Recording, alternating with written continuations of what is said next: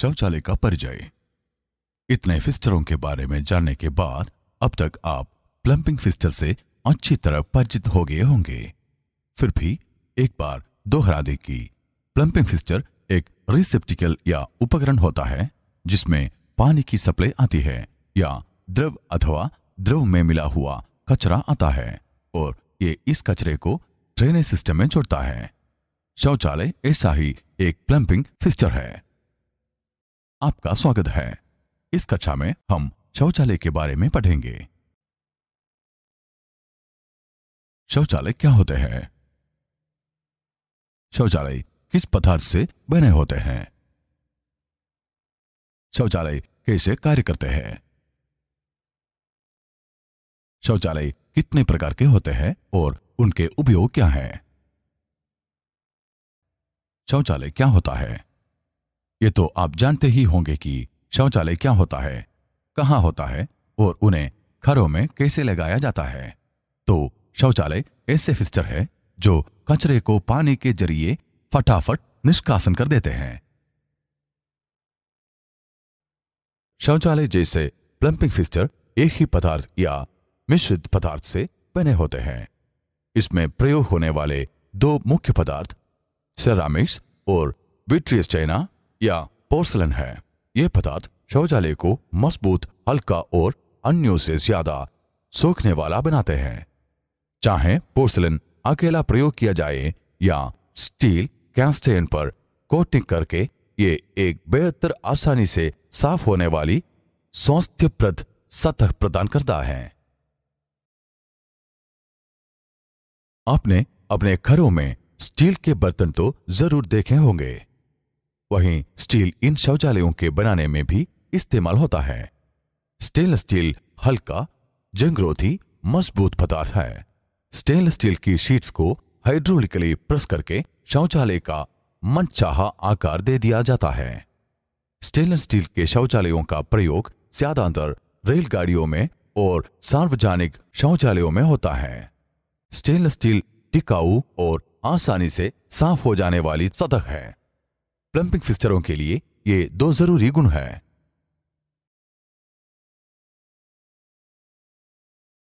.5.0 वर्जित फिस्टर ऐसे शौचालय जिनमें न दिखने वाला ट्रैप हो, ट्रैप सील में हवा और रोशनी आने जाने के लिए जगह ना हो या दीवारों फ्लश से खुलती ना हो, वर्जित है।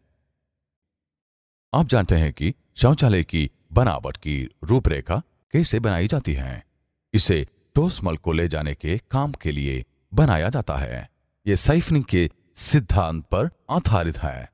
गुरुत्वाकर्षण या दबाव के कारण पानी बाउल के रास्तों से निकलता है।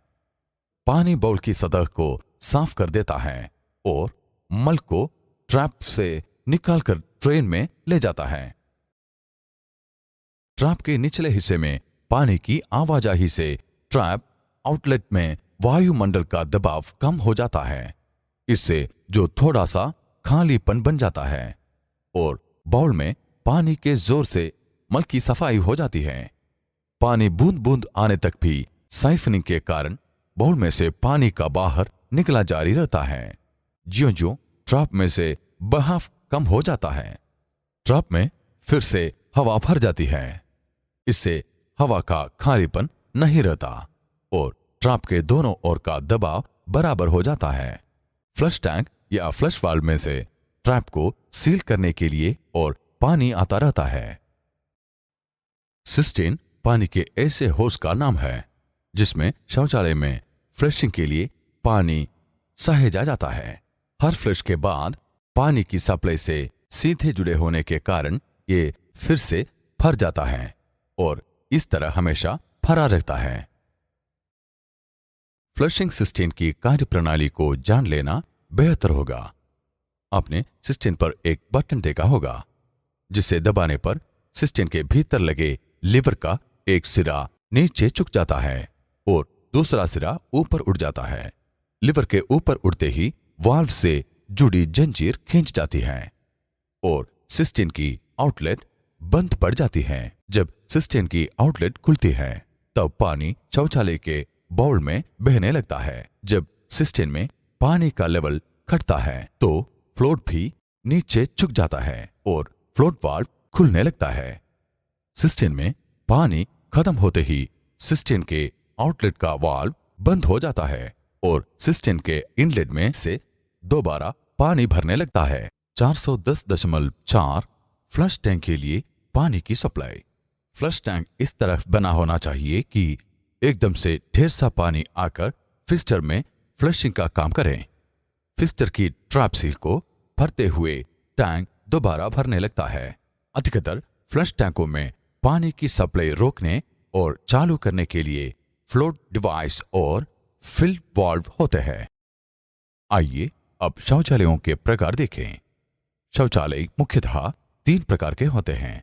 वे हैं पेडस्टल, जिसे यूरोपियन शैली के नाम से भी जाना जाता है, स्क्वाटिंग, जिसे भारतीय शैली के नाम से जाना जाता है, और यूनिवर्सल अर्थात एंग्लो इंडियन शैली।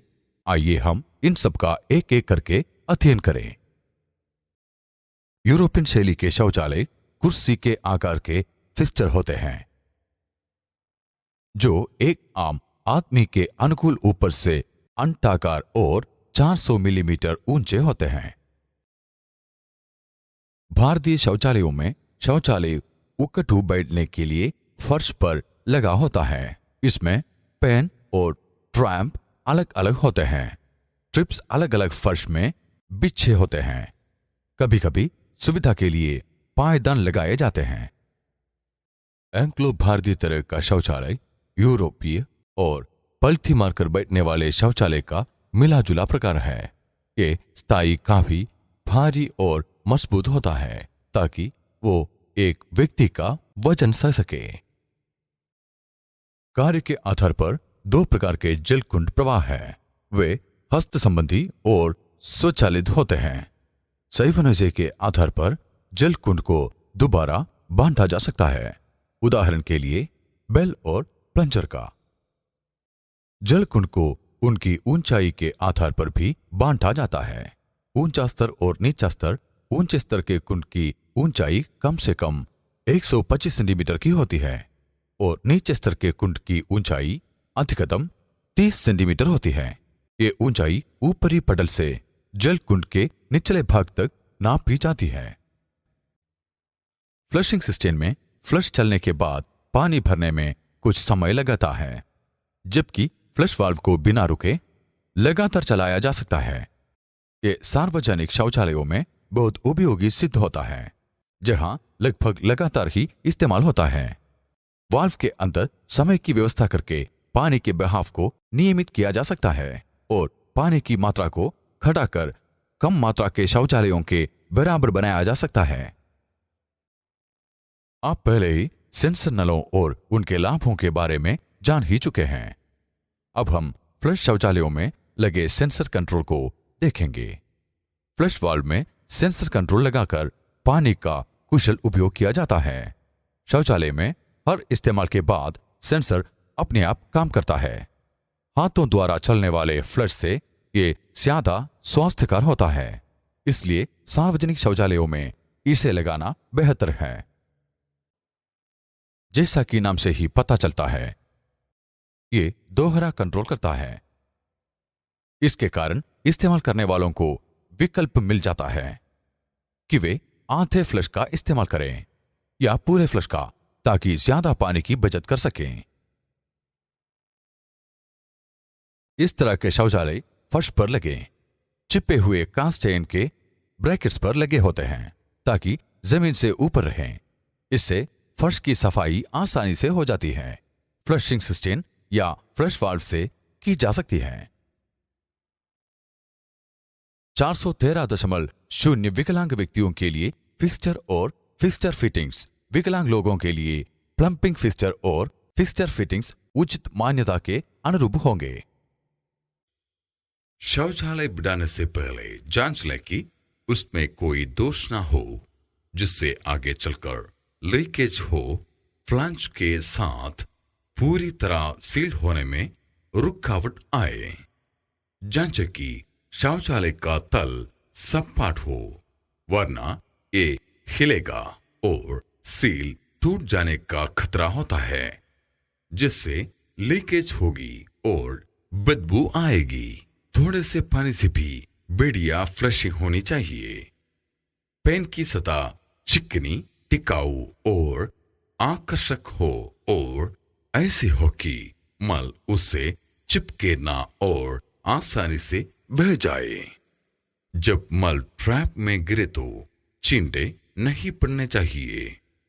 मूत्र के चींटे पेन के बाहर ना गिरे। शौचालय क्या होते हैं? ये वो फिक्सचर है जो मल मूत्र को लेकर फटाफट कुशलतापूर्वक पानी के साथ निष्कासित करते हैं। शौचालय किन पदार्थों से बनाते हैं? शौचालय जैसे प्लम्बिंग फिक्सचर किसी एक पदार्थ या फिर कुछ पदार्थों के मिश्रण से बनते हैं। शौचालय कैसे कार्य करता है? शौचालय में ठोस मल का निकास सेफनिंग द्वारा होता है। दबाव या गुरुत्वाकर्षण के कारण पानी बाउल के रास्तों से निकलता है। पानी बाउल की सतह को रगड़कर साफ करता है और फिर ट्रैप से ट्रेन में ले जाता है। शौचालय कितने प्रकार के होते हैं और उनके उपयोग क्या है? पेडेस्टल या यूरोपियन शैली, स्क्वाटिंग या भारतीय शैली, यूनिवर्सल या एंग्लो इंडियन शैली, हाई और low level system, flush valve, sensor control flushing, dual flush control और दीवार पर लगने वाले शौचालय। अब शौचालयों के बारे में कुछ जान गए हैं, जैसे कि ये कहाँ होते हैं, कैसे काम करते हैं, किस पदार्थ से बने होते हैं, कितने प्रकार के होते हैं और उनके उपयोग क्या हैं। हम आशा करते हैं कि आपको ये कक्षा लाभदायक लगी। धन्यवाद।